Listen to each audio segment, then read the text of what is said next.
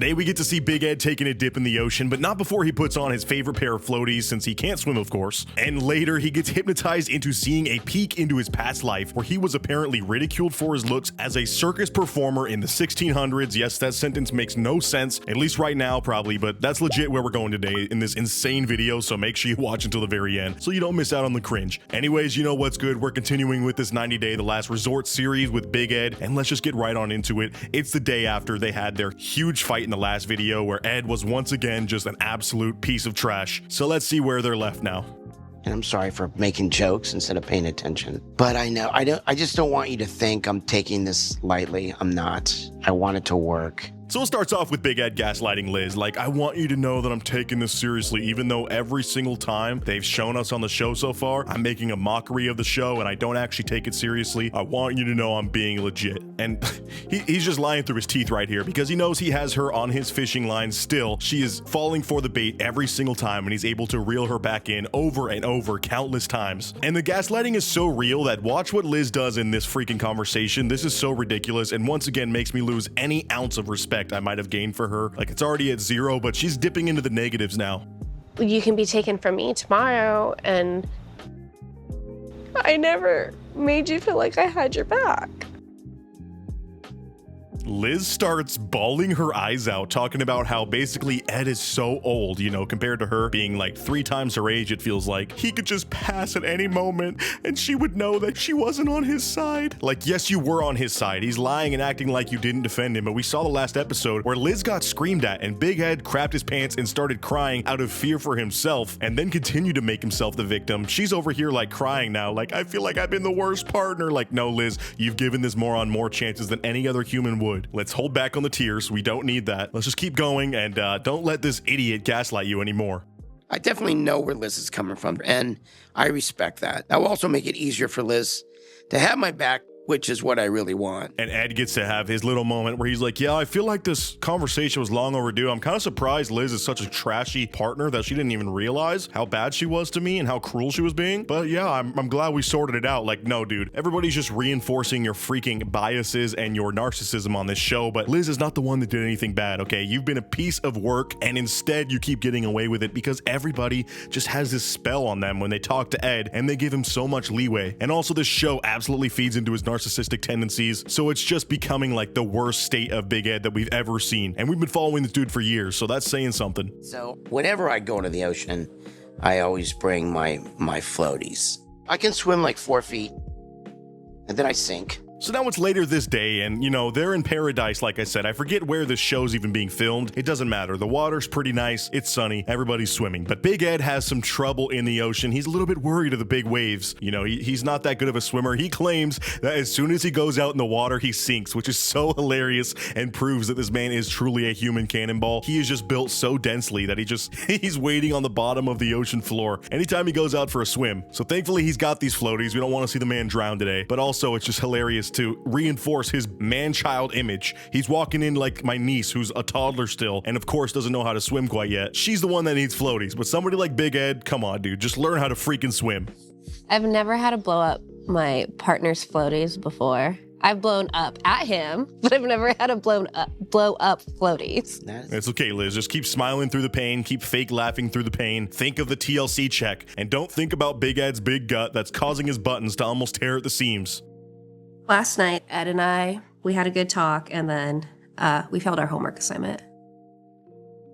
Oh my God. And the way these two talk about their relationship is so gross to me. It's like when your parents are like being all freaky and you're like, dude, no, not around me. Don't be weird. You both are not allowed to have that mode in your brains. I'm that way with Big Ed and Liz. I don't want to hear about this, but they're over here bragging about their homework assignment, which was apparently done by their therapist. And their homework was literally to not get together, basically. And Big Ed's over here smiling like, yeah, we failed it a couple times, at least for 30 seconds last night. We failed it in total, of course, between both sessions. Like, all right, buddy, stop smiling, because the entire audience has our puke buckets ready thinking about that. Like, nobody wants to be having that on their minds.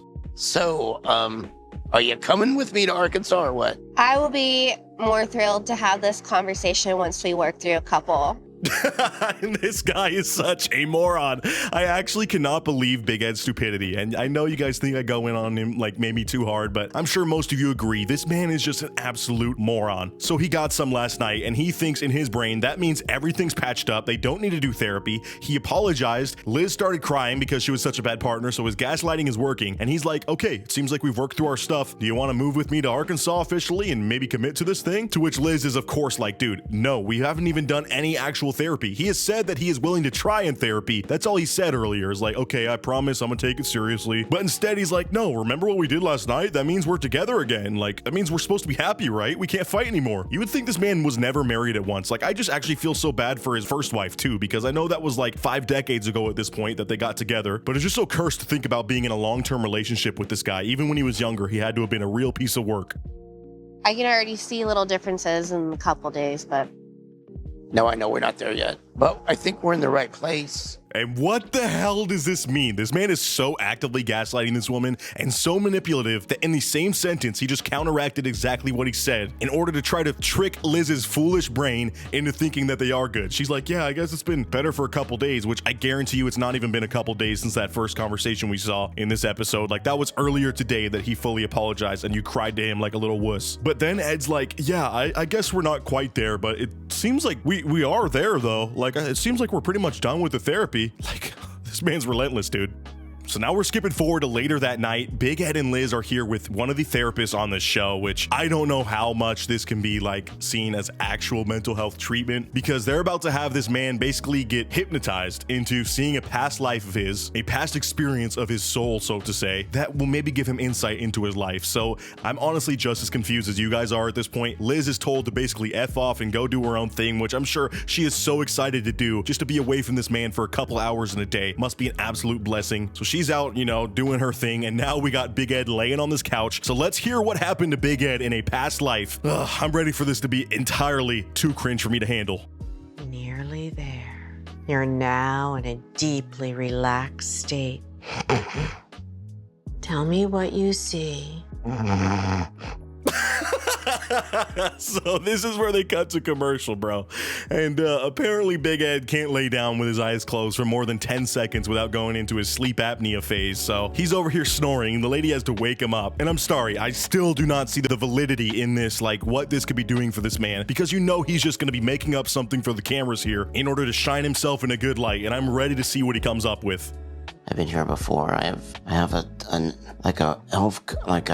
leprechaun costume, and I'm alive, but I'm buried. Okay, so we finally get him hypnotized. I say hypnotized with quotes because I got hypnotized on my senior trip where like all the graduated seniors went to like the big city near me and we went to a place to get hypnotized, and I'm telling you, that is one of those social contract things where you're not going to be the weirdo that doesn't play along. That's antisocial. I'm sorry, hypnotizing does not work. It's all a weird like thing where the participants do it in order to add to the theatrics of it. I was definitely lying my ass off when I got quote hypnotized and was like being a fake chicken on stage embarrassing myself for my, classmates. That's what Big Ed's doing right here. So apparently in his life story of his previous life experience, he was dressed in a leprechaun costume and buried alive. Let's see where this goes.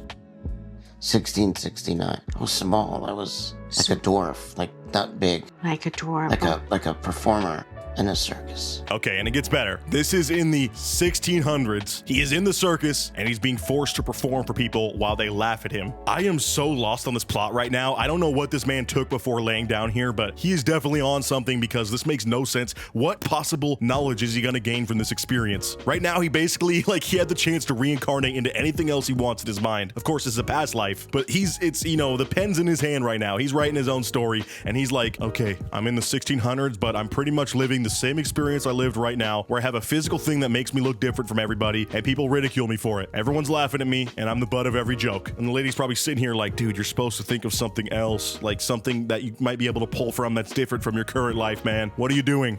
They would hang me upside down in metal shoes and I would spin. I would entertain people. People would laugh. People would laugh.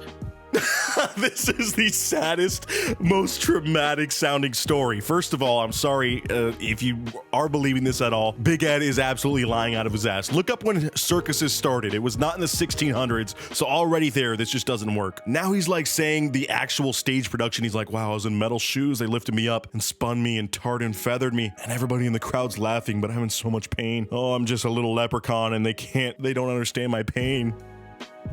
I was alone. I was Yes. a lonely performer. Okay. And they threw me in a hole. And the longer he goes on with his story, the more sad his tone of voice is becoming, and I'm waiting to see a single tear just escape the side of this mask. That would make this shot absolutely epic. I feel sorry for him. Yes, he picked a hard life, didn't he? And that hard life has come into this lifetime. And even the therapist is like, yes, that guy got laughed at a lot. It was hard. It was hard. He got bullied. And it looks like it kind of continued into your new existence here. All those years later, you're still getting bullied, and everybody thinks you're so weird, and they really can't get over the whole physical attributes thing, can they? Meanwhile, Ed is just literally welling up pools of tears. I'm saying the mask is stopping them from flowing. Maybe they're collecting in his eyelids like a couple little lakes on his face. Are you ready to return? I'm ready. Yes. Yes. So Big Ed waddles up. He takes the mask off. I have to just say waddle is the best word for this, because getting out of bed in the morning as this man, especially in his 50s, your body starts to deteriorate already at that point. I feel like, oh, this man just must be in constant pain moving around. I'm saying it because it looks frustrating to be in this man's body. But he comes to, and let's hear what sort of wisdom he gained from this. I'm telling you, all of this stuff is going to be straight pulled from his narcissistic playbook, where I've said this 1,000 times before, but Big Ed acts like the most clueless idiot when it comes to his emotions, his actions, and their effect on people. But then when it comes down to it, and the man needs to actually, produce some wisdom about himself in order to get out of a tricky situation, he all of a sudden can pull from all these crazy esoteric places where he just knows everything wrong with himself. He knows exactly what he's been doing wrong. He gains that clarity all of a sudden, and that is a straight up narcissist move right there. And it's why this man gets enabled by everybody in his life, because they all think, oh wow, he's so introspective now, but it's all just an act. So let's see that at play. So instead of letting her break my heart, I want to break hers so I can walk away more powerful. So Ed basically takes away from his past life as a circus performing leprechaun man that he needs to treat Liz better, because he's clearly the one trying to self-sabotage so that he can for once break a girl's heart instead of another girl breaking his heart for the 1,000th time, which is the most sad, lonely, creepy, bad take to have to come from this, dude. Again, you are just showing how out of touch with reality you are and how much of a creepy weirdo you are at the same time. I mean, it was scary. I was made to feel different and inferior. So after this experience, Ed talks about how just terrifying it was. Just again, playing the victim card. This was meant to be a simple exercise, and he just took it so far, and now is probably going to make this an entire complex in his personality, where he had this traumatic experience of going back to the 1600s and being spun by his metal shoes. Oh God, the horrors. And I guarantee you he's going to pull this experience out in a fight with Liz. You don't understand what I've gone through this week. Later on, next episode probably. I'm calling it. So don't laugh at me, but I know what my next tattoo is. What? A leprechaun from 1669. So the episode ends with Ed telling the therapist that it inspired his new tats. So apparently he's just going to be covered next year, blasted in these cool tats representing all of his past lives. So this first one's going to be the leprechaun from 1669. This whole video is honestly made me singe off a few brain cells I could not afford to lose. So I think we're going to wrap it up there. Let me know what you thought down in the comments below, because this Big Ed saga has been really a doozy. I got some more videos coming for you guys later this week. If you made it to the very end of the video, comment Grip Squad for life. You freaking rule, and I'll catch you guys in the next video. Until next time, peace out.